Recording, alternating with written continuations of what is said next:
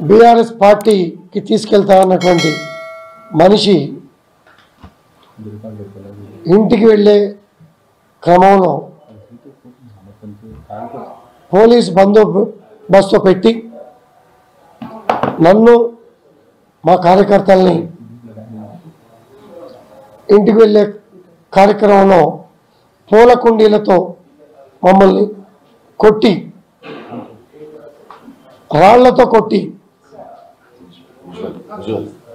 పూల కుండీలతో రాళ్లతో కొట్టి జరిగినటువంటి సంఘటన మీ అందరూ కూడా కళ్ళారా చూశారు.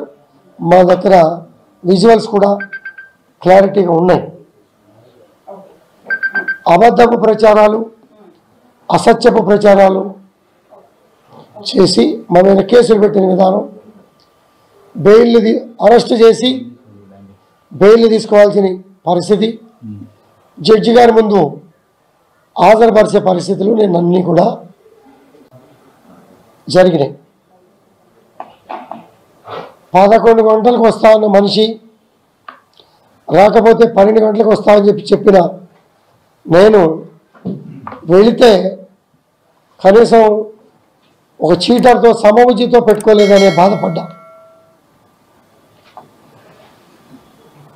వాడు మా పార్టీకి వచ్చి పార్టీని భ్రష్టు పట్టించాడు. ఈరోజు ప్రాంతీయ విభేదాలు కూడా తీసుకొచ్చాడు. ఆంధ్ర, తెలంగాణ, రాయలసీమ అనే విభేదాలు సృష్టించే కార్యక్రమంలో కీలక పాత్ర మీ మీడియా ద్వారానే సృష్టించాడు. ఆనాడు మా ముఖ్యమంత్రి గారు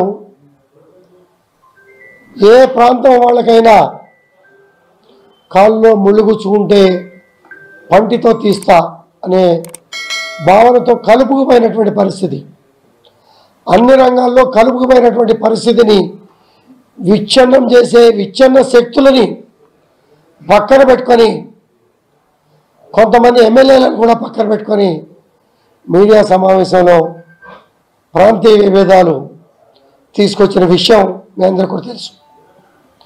అది ఆ శాసనసభ్యుడి స్టాండా,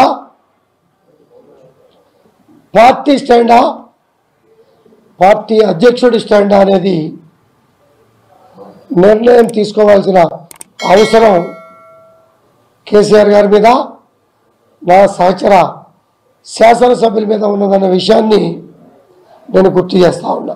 శ్రేయభిలాషులు ఉన్నారు, ఎవరు ఎప్పుడు కూడా ఈ 10 ఏళ్లలో ఇలాంటి వ్యాఖ్య రానివ్వలేదు. ఒక చీడ పురుగులాగా 2.5 సంవత్సరాల పార్టీలో చేరి ఎమ్మెల్సీ తీసుకొని మాయమాటలు చెప్పి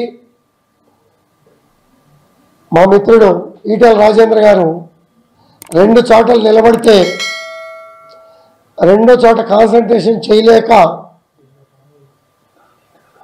ప్రజల ముందు ఎవరిని అడ్డం పెట్టుకొని నువ్వు గెలిచావు అన్న విషయం నీకు తెలుసు.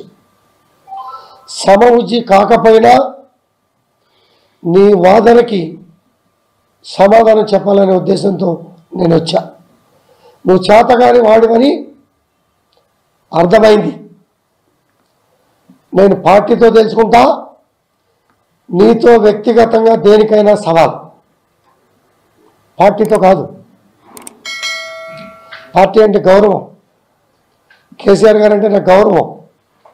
కానీ ఇటువంటి చీటర్లు పక్కన చేయటం మూలన పార్టీ నాశనం అవుతుంది అనే విషయం పార్టీ పెద్దలు గమనించాలి. ఉదాహరణకి నిన్న పోలీస్ స్టేషన్ ముందు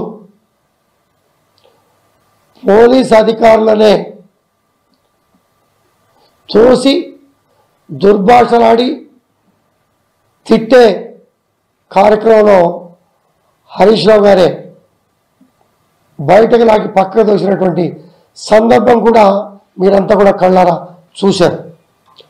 ఇటువంటి పరిస్థితుల్లో ఆ పార్టీ స్టాండ్ అనేది స్టాండ్ కోసం ఎదురు చూస్తా, దాని మీద చక్కటి సమావేశాన్ని పెట్టి నిర్ణయం తీసుకొని ముందుకు సాగుతా.